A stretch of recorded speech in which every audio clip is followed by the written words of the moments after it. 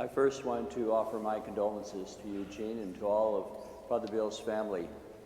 The loss, no matter what age a person dies, is still keenly felt, as is so evident in the remarks we just heard from John. I listened also to caught the part of the homily given by Father Marty, and he captured so well many of the fine qualities of Father Bill that we thank God for. But I also want to emphasize, at least from my perspective, that he was a man who was able to adjust in a very difficult moment in the life of the church. Just think, for the first 15 years, he had said Mass in the old form. And all of a sudden, overnight, he was asked, like all the priests during that time, to make a shift. And he embraced it with enthusiasm and vigor, to the point that he was able, with his own classmates and people of his era, to bring the church along in this moment of great transformation in the life of the church.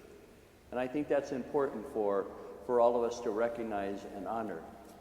And I think also he was able to, in some way, in that renewal, renew himself, going on to further studies, as we heard, but also calling on authorities in the life of the church to be more sensitive to the needs of priests, as he was a founder of the Association of Chicago Priests, which was not always appreciated or supported by his superiors.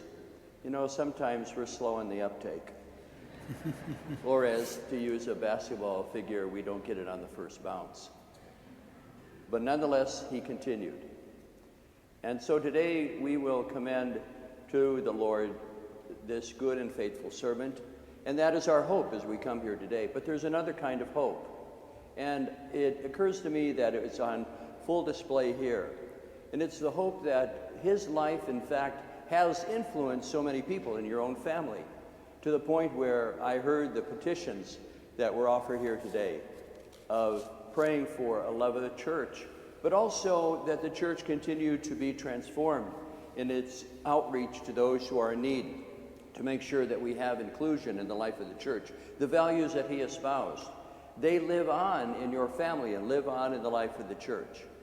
And so it is that hope today, in addition to the hope of the resurrection, that we give praise and thanks to God for. Please stand.